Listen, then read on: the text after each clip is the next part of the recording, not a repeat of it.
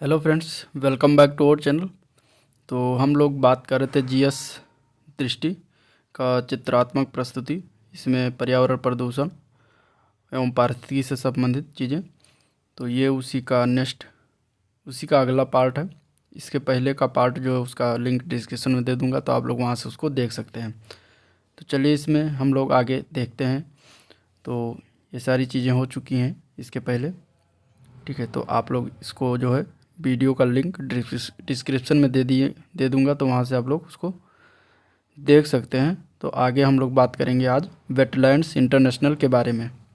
तो wetlands international ये एक गैर सरकारी एवं गैर लाभकारी वैश्विक संगठन है और आर्द्र भूमियों एवं उनके संसाधनों को बनाए रखने तथा उन्हें पुनः स्थापित करने हेतु ये कार्यरत है।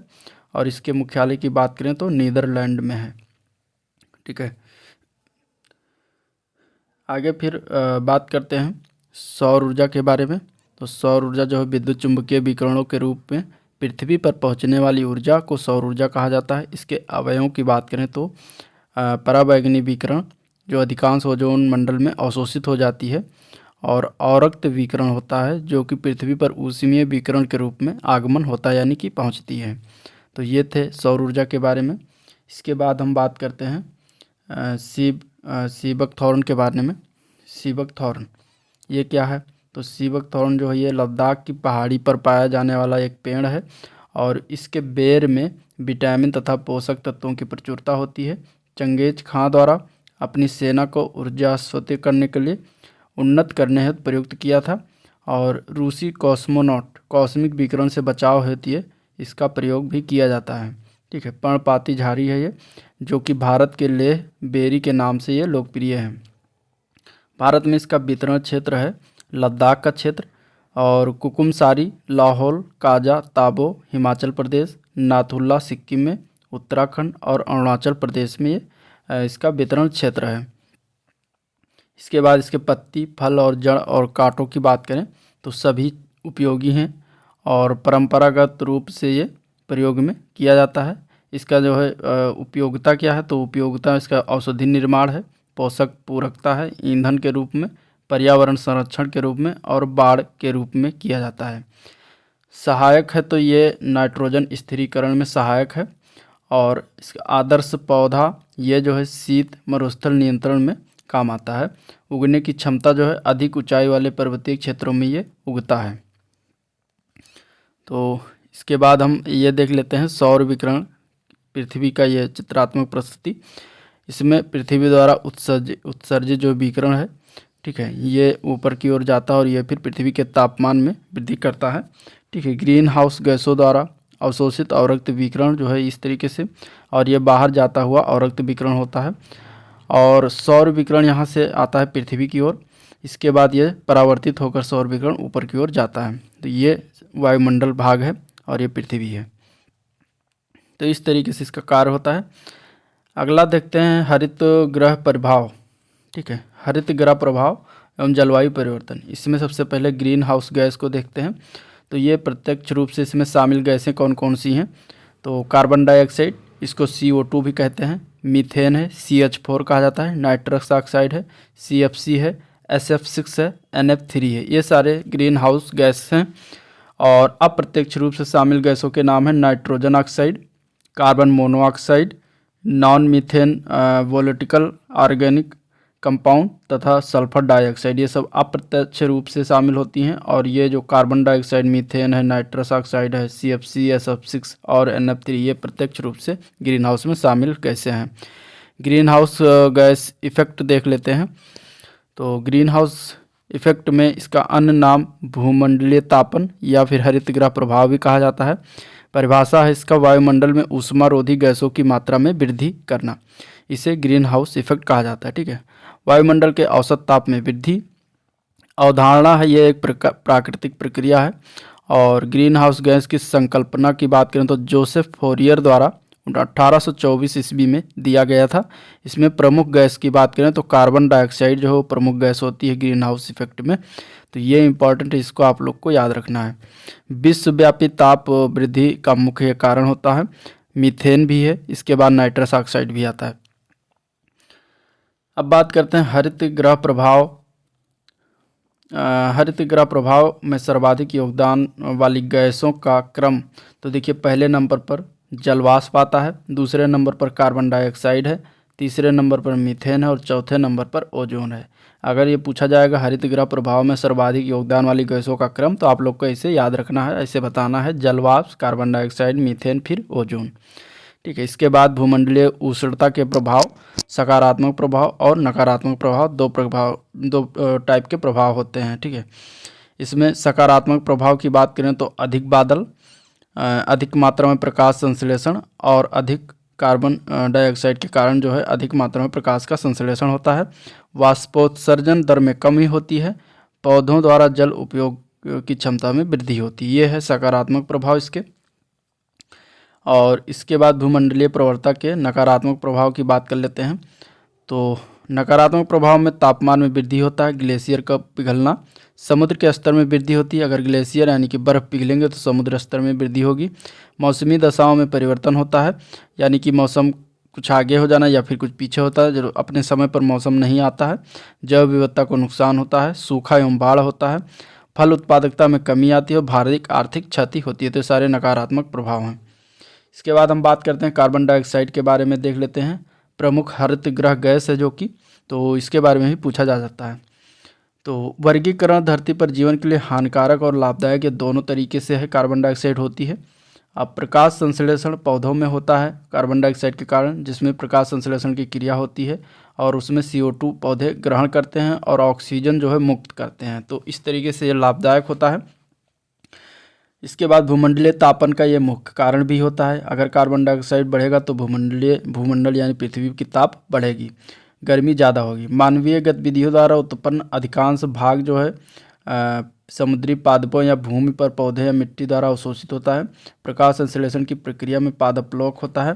CO2 ग्रहण पादप सामग्री में परिवर्तन होता है। लाभदायक प्रभाव में पौधे के विकास के लिए संभावित रूप से ये लाभदायक होता है। सांद्रता की बात करें तो वायुमंडल में अन्य ग्रीन हाउस गैसों की तुलना में ये बहुत अधिक सांद्रता होता है इसका। दूसरा हरित गृह प्रभाव जो मीथेन गैस है, इसका रासायनिक नाम CH4 है और ये जो है इसको मार्स गैस भी कहा जाता है, जो कि बहुत सारे एग्जाम में पूछा जा चुका है, मार्स गैस। ठीक है। मार्स गैस इसलिए क्योंकि ये मंगल ग्रह पर बहुत तायत में पाया जाता है, तो मंगल को इंग्लिश में मार्स कहते हैं, तो ये मार्स गैस नाम हुआ। इसके स्रोत की बात करें तो बायोगैस में ये उपस्थित होता है, मिलता है। जीवाणु अपघटन से ये उत्सर्जित होता है। जुगाली करने वाले पशुओं से, ये बहुत इंपॉर्टेंट है जुगाली वाला, क्योंकि एग्जाम में पूछा गया है कौन सी गैस उत्सर्जित होती है अगर पशु जुगाली करते हैं। ठीक है। धान के खेतों से मीथेन गैस निकलती है। कोयला की खदानों से मीथेन गैस निकलता है। आर्द्र भूमि, समुद्र, हाइड्रेटों से भी मीथेन गैस का उत्सर्जन होता है। ये तीनों प्राकृतिक स्रोत के अंतर्गत होते हैं। ठीक है। इसके बाद ये वायु प्रदूषक गैस होती है। परीक्षा की दृष्टि से देख लेते हैं तो जलवायु परिवर्तन पर अंतर सरकारी पैनल IPCC के अनुसार वर्ष 1990 से 2000 के मध्य तापमान में वृद्धि होगी, कितनी हुई थी, तो 1.4 से लेकर 5.8 डिग्री सेंटीग्रेड तक वृद्धि हुई। इसके बाद IPCC के अनुसार 1990 से 2000 के मध्य समुद्री सतह में वृद्धि का अनुमान, तो 0.33 से लेकर 0.45 मीटर तक का वृद्धि हुआ है समुद्र की सतह में वृद्धि। ठीक है। तो ये दो कुछ इंपॉर्टेंट। इसके बाद अब हम देखेंगे जलवायु परिवर्तन। तो सबसे पहले जलवायु परिवर्तन सम्मेलन की बात करते हैं। तो जलवायु परिवर्तन सम्मेलन के में UNFCCC की बात कर लेते हैं। इसका पूरा नाम है United nation framework convention on climate change. ठीक है। अंतर्राष्ट्रीय संधि 1992 में हुआ था और गठन इसका रियो डी जेनेरियो में आयोजित हुआ था फर्स्ट टाइम, तो वहीं पर गठन हुआ था। पर्यावरण और विकास सम्मेलन संयुक्त राष्ट्र संघ में भी ये गठित हुआ था। अन्य नाम इसका जलवायु परिवर्तन पर संयुक्त राष्ट्र अभिसम है। और प्रभावित तिथि की बात करें तो 21 मार्च 1994 से ये प्रभावित हो गया था। 50 से अधिक देशों द्वारा ये समर्थित था उस समय। ठीक है। वर्तमान प्रदेश की बात करें तो विश्व के लगभग 197 देशों द्वारा यह अभिपुष्ट किया जा चुका है। UNFCCC के बैठक वर्ष 2015 कहाँ हुआ है, पेरिस समझौता, ये आपको याद रखना है। इसमें क्या निर्धारित किया गया है लक्ष्य, तो ग्रीन हाउस गैसों के उत्सर्जन को सीमित करना, 21वीं सदी के अंत तक औसत वैश्विक तापमान की वृद्धि, उद्योग, पूर्व स्तर से 2 डिग्री सेंटीग्रेड या यदि संभव हो सके तो 1.5 डिग्री यानी कि 1.5 डिग्री सेंटीग्रेड से अधिक न हो। ठीक है। वर्ष 2020 तक $100 अरब जलवायु निधि जमा करने की भी इसमें लक्ष्य रखा गया है। प्रभावी तिथि जो है वो 4 नवंबर 2016 से है और इसमें वर्तमान में लगभग 195 देशों द्वारा ये हस्ताक्षरित किया जा चुका है। तो ये था कुछ इम्पॉर्टेंट UNFCCC द्वारा। इसके बाद देखते हैं पृथ्वी काल क्या होता है, अर्थ आवर। तो पृथ्वी काल की बात करें तो ये world wide fund for nature का एक विश्वव्यापी आंदोलन होता है।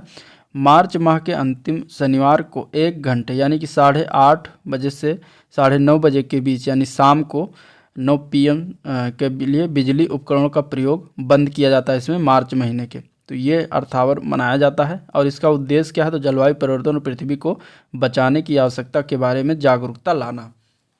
इसके बाद बात करते हैं हरित जलवायु निधि, ये क्या है। तो UNFCCC की रूपरेखा के अंतर्गत ये एक कोष है। स्थापना का उद्देश्य की बात करें तो जलवायु परिवर्तन से निपटने हेतु विकासशील देशों को अनुकूलन एवं न्यूनीकरण प्रक्रियाओं में सहायता करना इसका उद्देश्य है। प्रशासन ये हरित जलवायु कोष बोर्ड द्वारा प्रशासित है। गठन का प्रावधान संयुक्त राष्ट्र जलवायु परिवर्तन सम्मेलन 2010 कानकुन यानी कि मैक्सिको में पड़ता है। तो वहाँ पे इसका गठन का प्रावधान फर्स्ट टाइम किया गया था।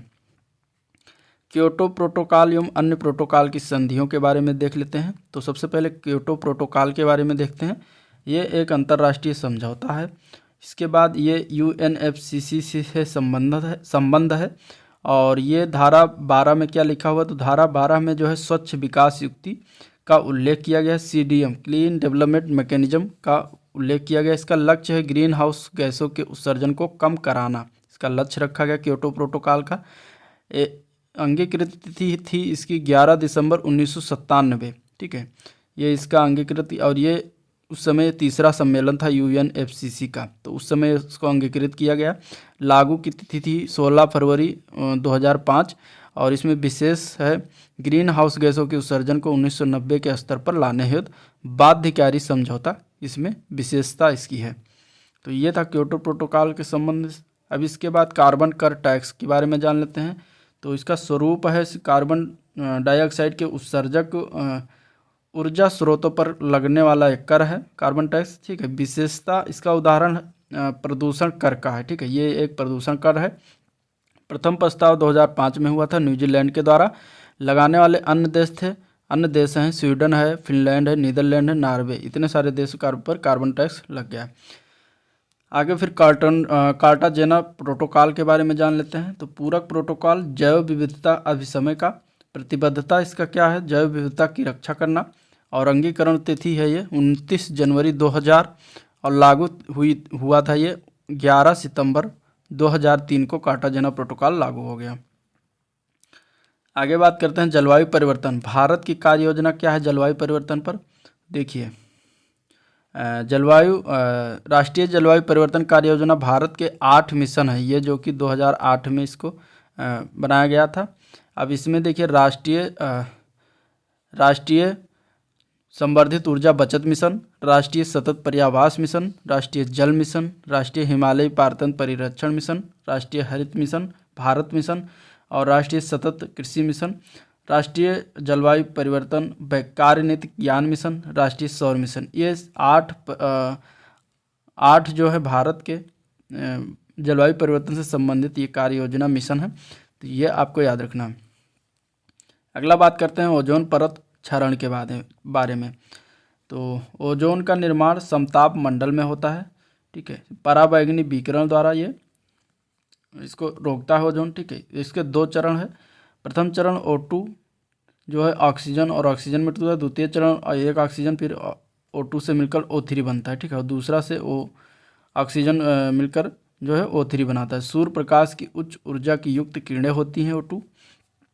वर्ष 1985 में ब्रिटिश दल द्वारा ओजोन परत का पता लगाया गया था और ये इम्पॉर्टेंट है, ये पूछा जाता है कि किस दल के द्वारा सर्वप्रथम इसका पता लगाया गया था ओजोन क्षेत्र। टोटल ओजोन मैपिंग स्पेक्ट्रोमीटर द्वारा अंटार्कटिक के ऊपर ओजोन क्षेत्र की खोज किया गया था। तो ये चीज़ें आपको याद रखनी है। 1985 में ब्रिटिश दल द्वारा अंटार्कटिका के ऊपर टोटल ओजोन मैपिंग स्पेक्ट्रोमीटर द्वारा ओजोन छिद्र की खोज किया गया था।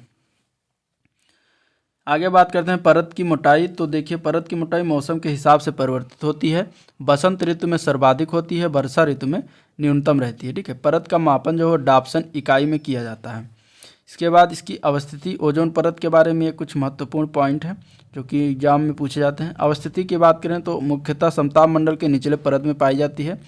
पृथ्वी से लगभग 10 से 50 किलोमीटर की ऊंचाई पर अवस्थित है। परत के रूप में सर्वाधिक संकेंद्रण लगभग 15 से 30 किलोमीटर के मध्य होता है। ठीक है, विनियमन की बात करें तो समताप मंडल में प्राकृतिक रूप से नाइट्रोजन ऑक्साइड द्वारा विनियमन होता है। ठीक है, इसके बाद इसका विस्तार 10% हिस्सा जो है क्षोभ मंडल है, बाकी 90% हिस्सा जो है वो समताप मंडल में है। ओजोन परत के कार्य बताएं तो कार्य की बात करें तो सूर्य के पराबैंगनी किरणों को जो है पृथ्वी पर आने से इसका रोकना इसका कार्य है। तो ये भी चीज़ें आपको याद रखनी है। ओजोन गैस, ठीक है, ओजोन गैस की बात करें तो निचले वायुमंडल में एक खतरनाक प्रदूषक के रूप में होता है और ऊपरी वायुमंडल में पृथ्वी पर जीवन की रक्षा यानी कि ओजोन परत के रूप में सूर्य के पराबैंगनी विकिरण को रोकती है, जिससे पृथ्वी पर जीवन की रक्षा होती है। तो इसके दो कार्य हैं, निचले वायुमंडल में एक खतरनाक प्रदूषक के रूप में कार्य करती है और ऊपरी वायुमंडल में पृथ्वी पर जीवन की रक्षा करती है। महत्वपूर्ण तथ्य, फ्रिज में प्रशीतक के रूप में भरी जाने वाली गैसों का विपणन सामान्यतः किया जाता है तो किसके द्वारा, तो मेफ्रॉन ब्रांड के तहत किया जाता है। अमोनिया प्रशीतक के रूप में प्रयुक्त होता है, तो ये कहाँ पर प्रयोग होता है अमोनिया, तो प्रशीतक के रूप में बड़े संयंत्रों में प्रयुक्त किया जाता है। नेक्स्ट बात करते हैं क्लोरोफ्लोरोकार्बन की यानी कि CFC की। इम्पॉर्टेंट है, इससे संबंधित क्वेश्चन बनते हैं। तो ये गैस जो ओजोन छिद्र है तो उत्तरदायी होती है। मानव निर्मित ये यौगिक होता है। ठीक है, क्लोरीन, फ्लोरीन एवं कार्बन से ये गैस बनी होती है। CFC इसका शॉर्ट फॉर्म में कहा जाता है। ये एक ग्रीन हाउस गैस है, मुख्य गैस है। ओजोन गैस से अपक्रिया करके ओजोन का ऑक्सीजन में विघटन करती है और इससे ओजोन परत का क्षरण होता है। ठीक है, इसका गुण क्या है, तो रंगहीन होती है, गंधहीन होती है और सरलता से द्रव में परिवर्तित हो जाती है। इसके बाद CFC की और बातें जान लेते हैं। तो ये अत्यधिक अस्थायी यौगिक होती है। वायुमंडल से 80 से 100 वर्षों तक इसका अस्तित्व रहता है। ठीक है, गैसीय या द्रवीय पदार्थ, तो रेफ्रिजरेटर, वातानुकूलित यंत्रों में शीतकारक के रूप में इसका प्रयोग किया जाता है और यह एक रसायनों का एक समूह होता है। अब बात करते हैं सबसे पहले ओजोन परत संरक्षण के उपाय के बारे में। ठीक है, तो अल्ट्रावायलेट विकिरण से पड़ने वाले प्रभाव, अब प्रभाव क्या क्या हो सकता है इससे, तो मोतियाबिंद हो सकता है, त्वचा का कैंसर होता है। ठीक है, पौधों में वृद्धि की रुकावट होती है, पौधों की वृद्धि में रुकावट होती है, सनबर्न होता है, प्रतिरक्षा तंत्र का कमज़ोर होता है, प्रतिरक्षा तंत्र जो है कमज़ोर हो जाता है, पत्तियों को क्षत होती है, अनुवांशिक दोष हो जाता है, जीन में उत्परिवर्तन होता है। तो ये सारे अल्ट्रावायलेट विकिरण से प्रभाव होते हैं पड़ने से। और ये कौन काम करता है, तो ये ओजोन परत जो है इन सारे बीमारियों को रोकती है। ठीक है, इसके बाद वन एवं वन्य जीव के बारे में बात करें तो उष्णकटिबंधीय वर्षा वन की बात करें तो स्थिति इसकी देखते हैं तो ये भूमध्य रेखा के निकट स्थित होता है। इसका विस्तार जो है 10 डिग्री उत्तरी तथा 10 डिग्री दक्षिणी अक्षांश के मध्य उष्णकटिबंधीय वर्षा वनों का विस्तार है। ठीक है, और इसके बाद विशेष तथ्य में देखते हैं तो विश्व का सबसे बड़ा बायोम है और घेराव इसके पृथ्वी के धरातल के लगभग 8% भाग को ये घेरती है पूरे। ठीक है, वर्षा भर जो है इसमें वर्षा होती है, वर्ष भर इसमें वर्षा होती है। इसके बाद पहले महत्वपूर्ण तथ्य देख लेते हैं। तो ओजोन परत की क्षीणता के लिए उत्तरदायी गैसें कौन कौन सी हैं, तो CFC है यानी कि क्लोरोफ्लोरोकार्बन है, हैलोजेंस होती हैं, नाइट्रस ऑक्साइड होती हैं, ट्राई क्लोरोएथिलीन होती हैं, हेलोन 1211 है या फिर 1301 है। तो इत्यादि सारी गैसें जो है ओजोन परत की क्षीणता के लिए उत्तरदायी गैसें होती हैं।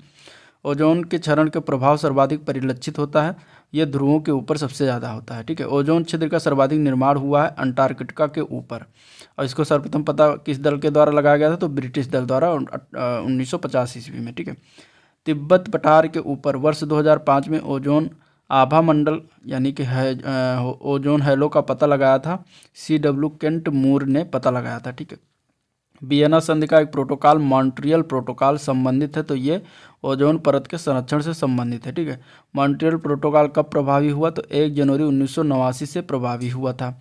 इसके बाद बात करते हैं तो 16 सितंबर को प्रतिवर्ष ओजोन दिवस मनाया जाता है ओजोन परत के संरक्षण के हेतु। अब 16 सितंबर को प्रतिवर्ष अंतर्राष्ट्रीय ओजोन दिवस मनाया जाता है। इसके बाद विषुवतीय वन की बात कर लेते हैं। तो ये जो है 200 सेंटीमीटर से अधिक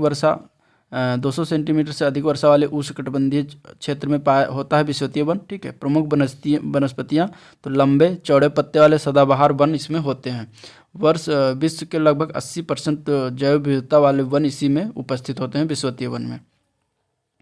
अमेजन वर्षा वन की बात करते हैं तो अन्य नाम इसका है अमेजोनिया या अमेजन वन। ठीक है। चौड़ी पत्ती वाले नमी यानी युक्त वन होते हैं इसमें। स्थिति इसकी है दक्षिणी अमेरिका यानी अमेजन बेसिन में इसकी स्थिति है सबसे ज़्यादा विशेष रूप से, और इसको विशेष नाम कहा जाता है पृथ्वी ग्रह का फेफड़ा। ठीक है। तो ये इंपॉर्टेंट है। पृथ्वी के लगभग 20% से अधिक ऑक्सीजन का उत्पादन यहीं से होता है अमेजन वर्षा वन से। ठीक है। ओजोन परत के क्षरण के प्रभाव तो पराबैंगनी किरणें इसमें UVA, UVB और UVC 3 पराबैंगनी किरणें होती हैं।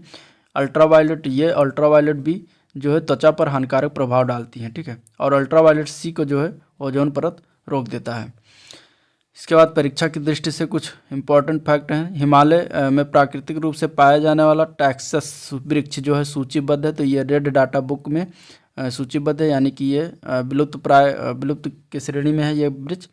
टैक्सॉल नामक औषधि जो विशेषतः कैंसर के प्रति प्रभावी है प्राप्त होता है वो टैक्सस वृक्ष से ही प्राप्त होता है। ठीक है।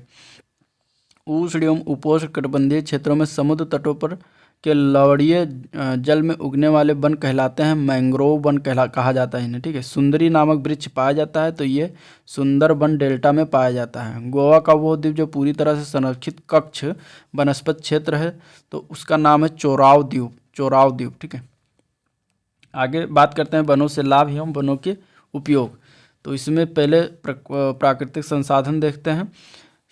तो संभाव्य संसाधन, वास्तविक संसाधन, आरक्षित संसाधन और स्टॉक संसाधन। ठीक है। इसके बाद वनों द्वारा प्राप्त सेवाओं के बारे में जान लेते हैं। तो देखिए सबसे पहले उत्पादक क्रियाओं में देखते हैं तो फल है, रेजिन है, एल्कलॉइड है, रबड़ है और औषधियाँ ये सभी उत्पादक क्रियाएं होती हैं। सुरक्षात्मक क्रियाओं में देखते हैं तो भूमि का संरक्षण, जल संरक्षण, सूखा, ठंड, हवा, धूप से सुरक्षा और ध्वनि प्रदूषण से बचाव। ठीक है। इसके बाद सांस्कृतिक लाभ में आध्यात्मिक, शैक्षणिक, सांस्कृतिक, साहित्यिक रचनाएं सारे सांस्कृतिक लाभ में आते हैं। नियमनकारी क्रियाओं में तापमान का नियंत्रण, अवशोषण, बाढ़ एवं सूखा पर नियंत्रण, गैसों यानी कि कार्बन डाइऑक्साइड, ऑक्सीजन का संतुलन, कार्बन के जैव भू रासायनिक चक्र का नियमन, ये सारे जो है नियमनकारी क्रियाएं जो होती हैं वनों द्वारा प्राप्त, इतनी सारी सेवाएं प्राप्त होती हैं। आगे फिर देखते हैं वनोन्मूलन, कारण एवं प्रभाव। तो सबसे पहले वनोन्मूलन के कारण देख लेते हैं। ठीक है। वनोन्मूलन के कारण में आता है खेती योग्य भूमि के विस्तार के लिए वनोन्मूलन किया जाता है, सड़कों के विकास के लिए वनोन्मूलन किया जाता है, शहरीकरण के लिए वनों को काटा जाता है, औद्योगिकरण है। इसके बाद काष्ठीय पादपों का अंधाधुंध व्यावसायिक उपयोग के लिए, पशुओं द्वारा घास चरना, नीति निर्माण में सतत विकास की अनदेखी और जंगल की आग के द्वारा ये सब वनोन्मूलन के कारण बनते हैं। ठीक है। अब वनोन्मूलन के प्रभाव के बारे में बात लेते हैं। तो वनोन्मूलन से जो है कम वर्षा होती है, हिमालय में जल स्रोतों का सूखना, जातियों का विलोपन, भूमंडलीय तापमान में वृद्धि, मृदा का अपरदन, भूमि की उर्वरा शक्ति का ह्रास, मरुस्थल का निर्माण, बाढ़ एवं सूखा, जैव विविधता की हानि। इसके बाद क्षेत्रीय एवं भूमंडलीय जलवायु पर दुष्प्रभाव, ये सारे प्रभाव पड़ते हैं वनोन्मूलन से। आगे वनों का वर्गीकरण देख लेते हैं। तो संरक्षित वन, राष्ट्रीय वन, ग्राम वन और वृक्ष भूमि, ये सारे वनों का वर्गीकरण है। इसके बाद कुछ महत्वपूर्ण तथ्य हैं जो कि इसके बारे में देख लेते हैं। तो एक बार उपयोग होने के बाद पुनः उपयोग में लाए जाने वाले योग्य संसाधन क्या कहलाते हैं? तो नवीकरणीय संसाधन कहलाते हैं। ठीक है। अगर किसी पेड़ को काटे बिना उसे पुल बना दिया जाता है तो उस पुल को क्या कहा जाता है? तो जीवित पुल या प्राकृतिक पुल कहा जाता है। और पर्यावरणीय हितैषी स्वरूप और नवीकरणीय योग्य होने के कारण हरी धातु की संज्ञा किसको दिया गया है? तो एल्युमिनियम को हरी धातु की संज्ञा दी गई है।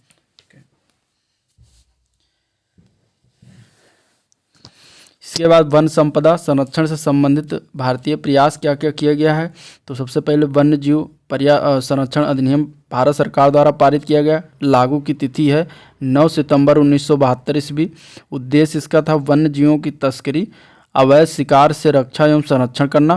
ठीक, इसके प्रावधान तो वन्य जीवों का आवास रक्षण इसका प्रावधान था। विशेष की बात करें तो किसी व्यक्ति द्वारा विधि द्वारा किए गए काकपीय उपबंधों के अधीन होने के सिवाय घड़ियाल, भारतीय जंगली गधा एवं जंगली भैंस तीनों के शिकार पर वर्जित, ये इसका विशेष रूप से वन्य जीव संरक्षण अधिनियम के हैं। इसके बाद राष्ट्रीय वन नीति की बात करें तो मुख्य इसका लक्ष्य जो है राष्ट्रीय वन नीति 1988 में आया और इसका लक्ष्य जो है वनीकरण एवं व्यर्थ भूमि विकास। ठीक है, इसके बाद पुनर्वनीकरण और विद्यमान वनों में पुनः पौधरोपण। इसके बाद लकड़ी के अन्य विकल्पों को प्रोत्साहन तथा अन्य प्रकार की ईंधन की पूर्ति, इसका लक्ष्य रखा गया है। वन संरक्षण अधिनियम ये 1980 में लागू हुआ। अधिनियम तिथि थी 27 दिसंबर 1980 और लागू तिथि थी 25 अक्टूबर 1980। तो आपको ये डेट याद रखना, एग्जैक्ट ये डेट ही पूछा जाता है। फिर बात करते हैं मुख्य उद्देश्य राष्ट्रीय वन नीति 1992। ठीक है, इसका सामाजिक वानिकी को प्रोत्साहन, देश की कुल भूमि के 1/3 भाग का वनोच्छादन करना इसका मुख्य उद्देश्य था। ठीक है, राष्ट्रीय पादप अनुवांशिक संसाधन ब्यूरो NBPGR इसकी स्थापना वर्ष हुई थी 1977 में और नई दिल्ली में इसका स्थापना किया गया था। नोडल एजेंसी का राष्ट्रीय स्तर पर पौधों के अनुवांशिक संसाधनों का प्रबंधन करना। ठीक है, इसके टोटल 10 क्षेत्रीय कार्यालय भी हैं। आगे बात करते हैं वन्य प्राणी वैज्ञानिक नाम, उसके देख लेते हैं। ठीक है, ये वन्य प्राणी जो है नीलगाय, तो नीलगाय का वैज्ञानिक नाम है बोसलाफस ट्रैगोकेमलस। ठीक है, बोसलाफस ट्रैगोकेमलस इसका नीलगाय का वैज्ञानिक नाम है। एशियाई जंगली गधा का वैज्ञानिक नाम है इक्कस हेमिओनस। ठीक है, इक्कस हेमिओनस खुर जो है ये भारतीय जंगली गधा का वैज्ञानिक नाम है। ठीक है, बारहसिंघा रूस वर्ष दुआउसेली इसका वैज्ञानिक नाम है। चिंकारा का जो है गजेला बनेट्टी चिंकारा का वैज्ञानिक नाम है। ठीक है, और जो टोटल क्षेत्रीय कार्यालय 10 थे वो हैं जोधपुर, त्रिशूर, अकोला, शिलांग, भवाली, कटक, हैदराबाद, श्रीनगर, रांची और शिमला, ये 10 क्षेत्रीय कार्यालय हैं। आगे बात करते हैं राष्ट्रीय गंगा नदी प्राधिकरण बेसिन प्राधिकरण। ठीक है, इसकी स्थापना हुई केंद्र सरकार की अधिसूचना द्वारा और स्थापना तिथि थी 20 फरवरी 2009 को। इसका पदेन अध्यक्ष जो है भारत का प्रधानमंत्री होता है। मुख्य तथ्य की बात कर लेते हैं तो 2016 में कार्यान्वित नवीन राष्ट्रीय वन सूची डिजाइन के अंतर्गत वन सूची समीक्षा का समय 20 वर्ष से घटाकर कर दिया, कितना कर दिया गया, तो अब 5 वर्ष कर दिया गया है। पर्यावरण वन जलवायु परिवर्तन मंत्रालय के अंतर्गत एक संवैधानिक निकाय है। राष्ट्रीय बाघ संरक्षण प्राधिकरण जो है वो एक सांविधिक निकाय है। ठीक है, भारतीय वन्य जीव संस्थान स्थित है, तो वन्य जीव संस्थान जो है ये देहरादून में स्थित है जो कि उत्तराखंड में है। ठीक है, आगे इस बात करते हैं तो वन्य जीवों क्षेत्र के लिए किए गए विशिष्ट कार्यों के लिए शैक्षिक एवं शोध संस्थाओं, वन एवं वन्य जीव अधिकारियों, वन्य जीव संरक्षकों को पर्यावरण के एवं वन मंत्रालय द्वारा दिए जाने वाले पुरस्कार का नाम है राजीव गांधी वन्य जीव संरक्षण पुरस्कार। वन एवं वन्य जीव संरक्षण में अभूतपूर्व योगदान के लिए राजस्थान सरकार के वन विभाग द्वारा प्रदत्त पुरस्कार का नाम है अमृता देवी बिश्नोई स्मृति पुरस्कार। तो दोनों पुरस्कार को आपको याद रखना है। फिर बात करते हैं वन अनुसंधान संस्थान की, तो ये है देहरादून उत्तराखंड में। स्थापना इसका हुआ था 1906 में और डीम्ड विश्वविद्यालय ये जो है 1991 में विश्वविद्यालय अनुदान आयोग द्वारा इसको घोषणा किया गया था डीम्ड विश्वविद्यालय। ठीक है, सेब क्या है, इसकी स्थापना किया गया है जुलाई 2010 में भारत एवं नेपाल द्वारा। इसका मुख्य उद्देश्य है टाइगर का संरक्षण करना। अगला बात करते हैं चिपको आंदोलन की। ठीक है, तो चिपको आंदोलन की बात करते हैं, इसके प्रेरणता थे चंडी प्रसाद भट्ट। 1964 में दसोली ग्राम स्वराज मंडल चिपको आंदोलन की आधारभूमि थी और 1982 में इन्हें रेमन मैग्सेसे पुरस्कार से सम्मानित भी किया गया था। 1973 में प्रारंभ हुआ था और इसका विरोध का मुख्य बिंदु था वनों की कटाई करना। ठीक है, और इसके जो एक और सह कार्यकर्ता था सुंदरलाल बहुगुणा जो कि एक सक्रिय कार्यकर्ता थे, तो इनका भी नाम याद रखना, चिपको आंदोलन से संबंधित है सुंदरलाल बहुगुणा। प्रमुख तथ्य देख लेते हैं तो संकटपूर्ण वन्यजीव पर्यावास की परिभाषा जो है ये क्या है, वन अधिकार अधिनियम 2006 में दिया गया। ठीक है, भारत में सबसे पहले पर्यावास अधिकार प्राप्त करने वाली जनजाति कौन है, तो बैगा समुदाय है, बैगा समुदाय। ठीक है। राष्ट्रीय कृषि वानिकी अनुसंधान केंद्र कहाँ पर स्थित है? तो ये झांसी में, उत्तर प्रदेश के झांसी जिले में स्थित है। गैर वन क्षेत्र में विकसित किए गए बांस को वृक्षों की परिभाषा से विलोपित किया गया। भारतीय वन संशोधन अधिनियम 2017 के द्वारा ये विलोपित किया गया है। राष्ट्रीय कृषि वानिकी अनुसंधान केंद्र की स्थापना भारतीय कृषि अनुसंधान परिषद की एक इकाई के रूप में हुई वर्ष 1988 ईस्वी में। तो ये आप कुछ इंपॉर्टेंट फैक्ट थे जो कि आपको याद रखना चाहिए। ठीक है, इसका अगला पार्ट जल्दी है, ये 33 पृष्ठ तक है, इसके आगे का पार्ट जल्दी आपको मिलेगा। तो वीडियो कैसा लगा आप लोग ज़रूर कमेंट में करके बताइएगा, और अगर वीडियो पसंद आए तो लाइक करिएगा, चैनल को भी सब्सक्राइब कर लीजिएगा। तो आज के लिए इतना ही, मिलते हैं नेक्स्ट दिन, तब तक के लिए थैंक यू।